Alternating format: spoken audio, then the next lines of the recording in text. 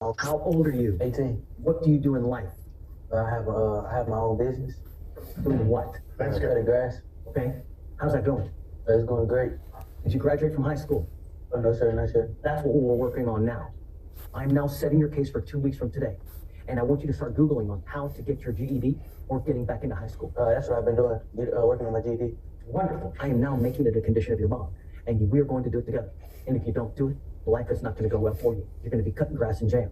Do you understand? Yes, sir. We will do this the easy way or we will do this the hard way. How that happens depends on you.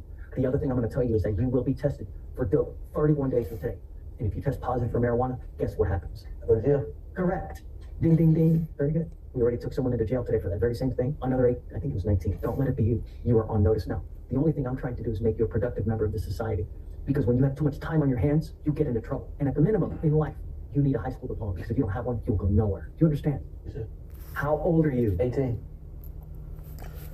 I'd like to give more praises to Yahweh Bashim Yahushua. And I just watched a clip of this young man, 18 years old. You can tell that, he's an intelligent kid.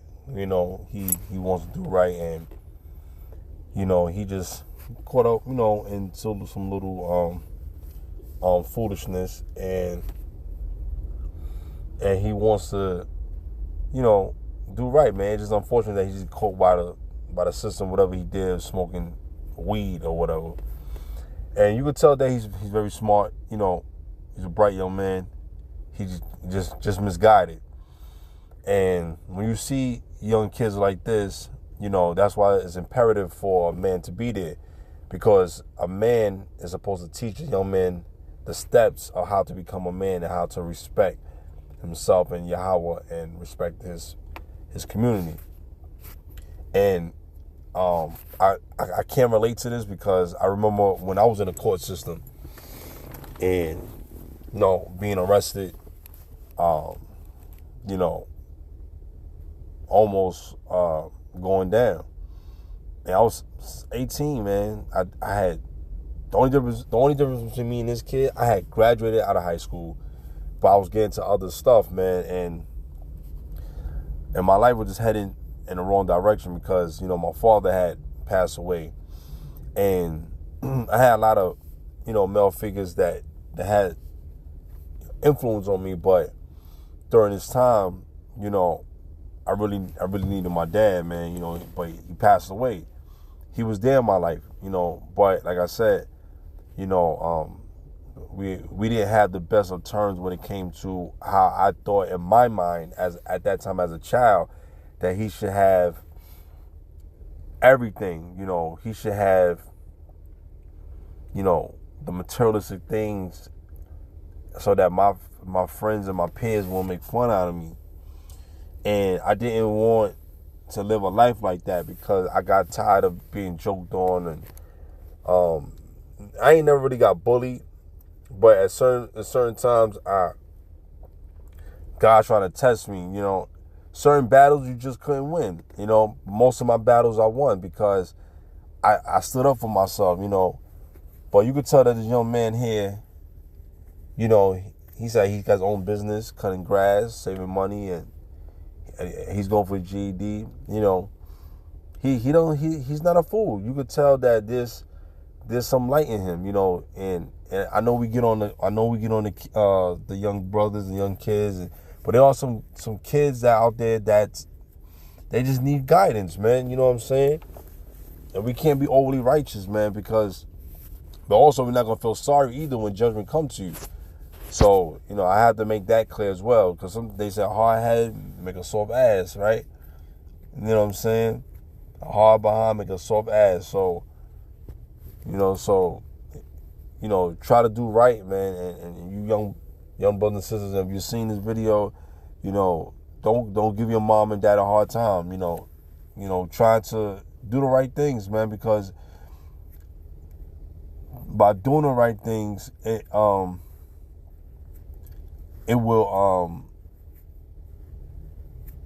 help you, man. You know what I'm saying? It will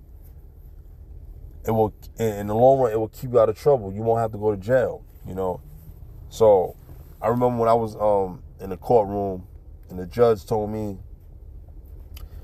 She said, young man, she said, this is like the 4th or 5th time I seen you in this courtroom. But, you know, at those times, I was a little earlier in the day where it was kind of lenient and kind of like easygoing. But it was still tough, though. But they was, you know, they didn't play around. And the judge told me, she said, young man, why are you in this courtroom? Every time I turn around, you in this courtroom. I had to go downtown Brooklyn every time. My uncle had to be there for me. He had to bail me out. All kind of stuff, man.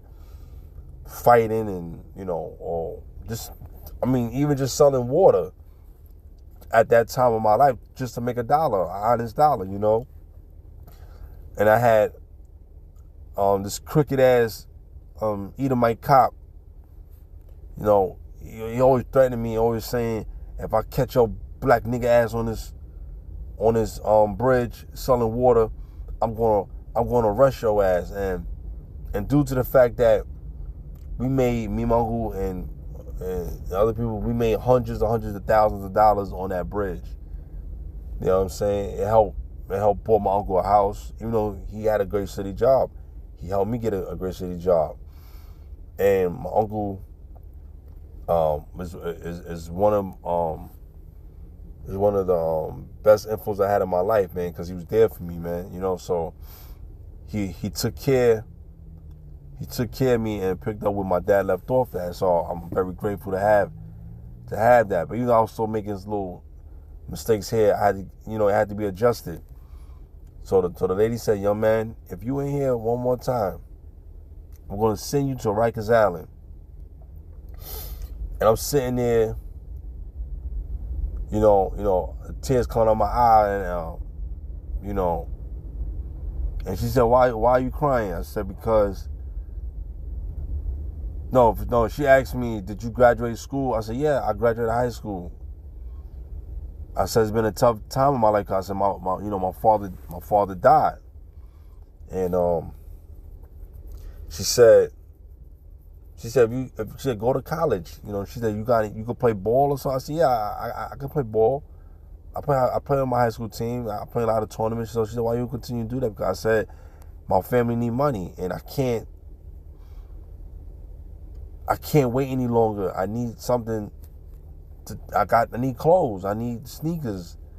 You know, and so if I chose something that was more important than basketball. You know what I'm saying? So, the Lord didn't want me to be in that light anyway, because it probably was gonna eat me up if I ever made it. You know what I'm saying?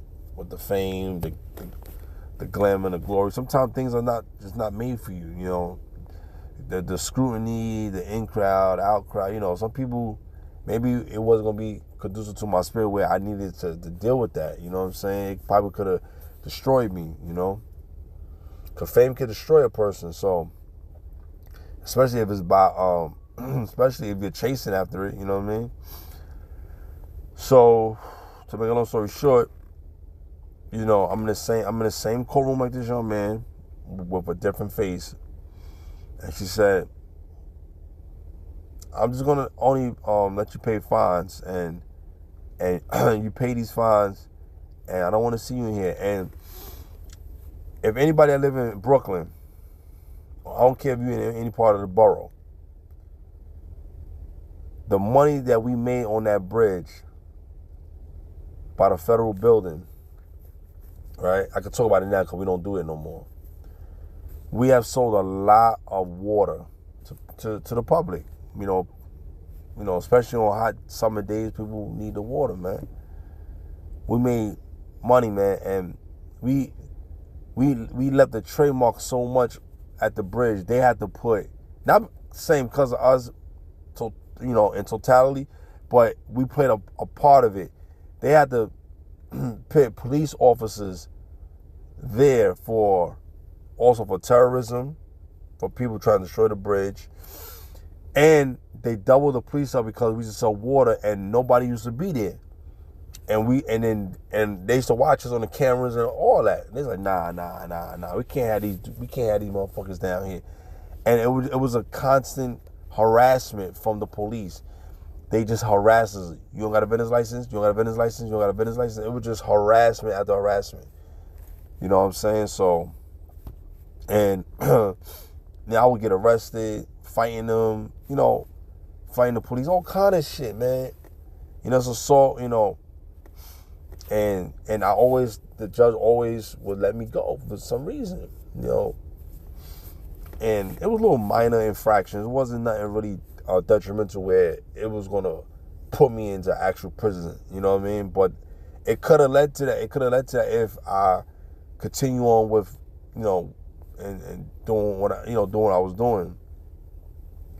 So, so at a point where, you know, I stopped, got a job, you know, and then when the summertime came, I did a little bit, and we went to different areas, but they stopped us from going there because we would hold up traffic on that bridge, man. You know, not in a bad way, but we would hold up the traffic. So, you know, it was a fun experience. You know, we had a lot of fun. You know, we was getting chased. You know, all kind of stuff, man. You know, me and my other Israelite brother that was he's from downtown. You know,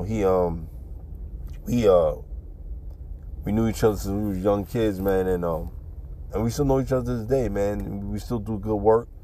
We do other stuff, you know what I mean? And, you know,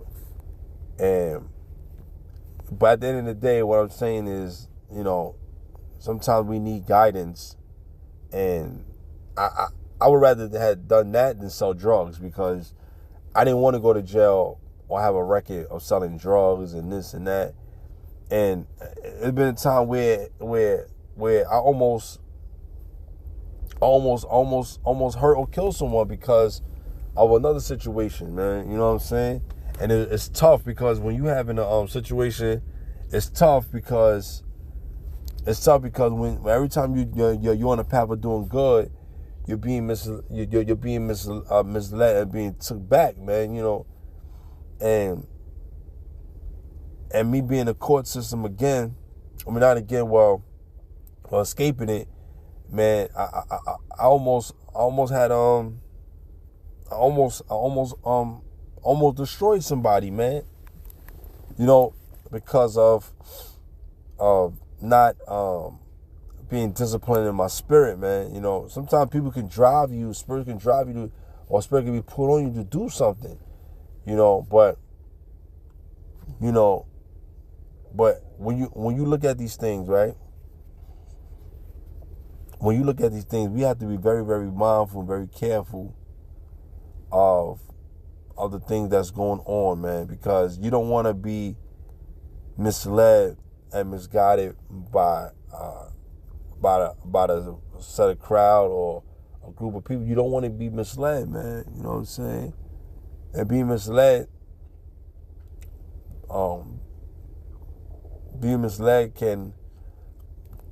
can really hurt your life, man. You know, your life is a very important. Esau knows that. Esau knows that. Matter of fact, let me go to the scripture right here. Let me go to Lamentation. It came to my mind. Lamentation 4:18. And the scripture reads, "They hunt our steps, that we cannot go in our streets. Our end is near, our days are fulfilled, for our end is come." You know, so that's true. Esau hunt our steps, and he come after us any way, any possible way in life. He comes, and he doesn't want you to have anything. He don't want you to have freedom. He don't want you to know your God and be delivered. And he's going to do this in the very end, when the mark of the beast plays a part in this society. You know what I'm saying? It's already here. It's just building up, because they need chaos to push forth this mark, like the scripture says in Revelation, right? So what I'm saying is, they hunt our steps. They don't want you to have no kind of success. And if you made it, they just said, well, that lucky nigga just he just barely made it. He just barely made it. You know, and they're sometimes, man, you know, Esau, they don't like when you make it, man. And if you do make it, and they want you to sell your soul for them, you know what I'm saying? But let me go back to Ephesians. Ephesians 6th chapter, first verse. So Esau, he does that, man. He monitors our Say Watchers, man. And if you survive without being arrested, having a record, and getting a good education, getting a good pension, raising your kids to the very end, you was highly favored, highly blessed by the Most High. You let you see about old age. You you have done wonderful things, man. And the Lord saw favoring you, man. That's a blessing. To see your children raise up, to have your vision. You can still walk. You can. You don't have any breathing problems. Your mind is intact. These are blessings of the Lord, man. You know what I'm saying? So a lot of people don't even get a chance to even see their legacy, their legacy and their lineage live on, because you get caught up in this gang culture. You get caught up in this lifestyle. You get caught up, into things that's unnecessary. It doesn't make any sense, right? Because you're being influenced by the evils of this world. You know what I'm saying? Let me read this. This is for the young man that was in this courtroom. I'm going to read the scripture. It said, "Children, obey your parents in the Lord, for this is right." So, young man, if you're watching this video or if you ever come across this, honor your mother, honor your father. If your father's in your life, or he's not, don't disrespect your father and your mother, man. Honor them. Don't give your mama a hard time, okay? Verse 2, honor thy father and mother. Why you think they put the father name first? Because he is the head of the mother, okay? And mother, which is the first commandment with promise. That's the first commandment with promise. So honor thy father and thy mother, and your days shall be longer. All right? Verse 3, that it may be well with thee, and thou mayest live long on the earth. You see? So when you're disobedient to your mom and your dad, the Lord will cut your life short, man. So let's say you could have been living up to 85. He cut it down to 65. We don't know. You know what I'm saying? and then take you out on a bad death going out. You know what I'm saying? Verse 4, and ye fathers, provoke not your children to wrath. So I go back to us. Am I guilty of that? Yes, I am guilty of that. Sometimes I provoke my children to wrath because I'm angry, I get upset, and I try to overly, put them down to a certain degree. I don't got it bad like certain fathers do. I just care for my children so much. I just want them to do right. I don't want them to be misguided and be and being hurt, But bring them up in the nurture and animation of the Lord. So you gotta nurture them in the Lord, man. You gotta constantly feed them and give it to them gradually, And so I am guilty of being hard on my children. That's why I said that if you be to all your children, they gonna run away from you, man.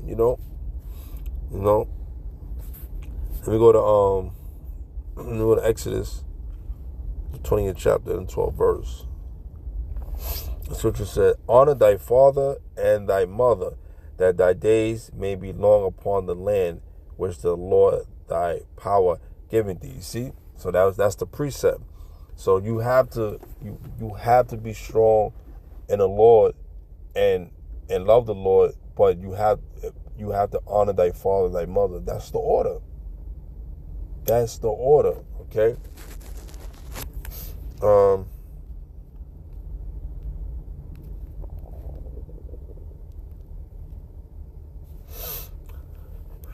Let's go to 1 Corinthians 11th chapter, third verse. 1 Corinthians 11th chapter and the third verse, and it reads, but I would have you know that the head of every man is Yahushua, and the head of the woman is the man, and the head of Yahushua is Yahweh. All right. So this is this right here is the truth, man. It's an order, man. So I hope the young man,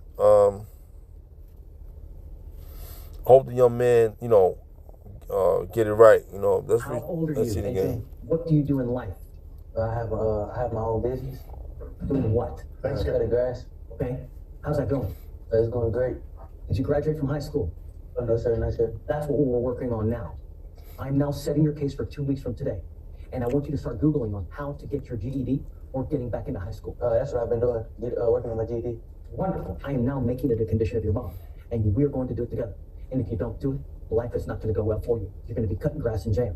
Do you understand? Yes, sir. We will do this the easy way or we will do this the hard way. How that happens depends on you. The other thing I'm going to tell you is that you will be tested for dope 31 days from today. And if you test positive for marijuana, guess what happens? Go to jail. Correct. Ding, ding, ding. Very good. We already took someone into jail today for that very same thing. Another 8, I think it was 19. Don't let it be you. You are on notice now. The only thing I'm trying to do is make you a productive member of the society. Because when you have too much time on your hands, you get into trouble. And at the minimum, in life, you need a high school diploma. Because if you don't have one, you'll go nowhere. Do you understand? Yes, sir. How old? So he's telling he wants to be a productive society, a productive person in society, And this Edomite, like I said, he's saying, oh, without high school diploma, you ain't gonna make it far. Some people can disagree to that because some people have made it far without it, and some people just not fortunate to make it to where other people made it. So yes, you do need it, and no, you do not need it. So, but I would rather have it than not have it. You know what I'm saying? So the young man, like I said, I hope you see this young man. I will be praying for you, and I just feel like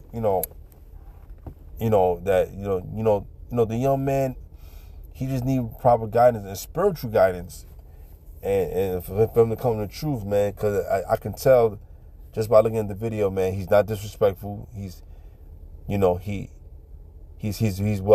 aware of what he's saying. He's in tune, and the young man just need the proper guidance, So with that being said, I hope this video was edifying, and I hope you guys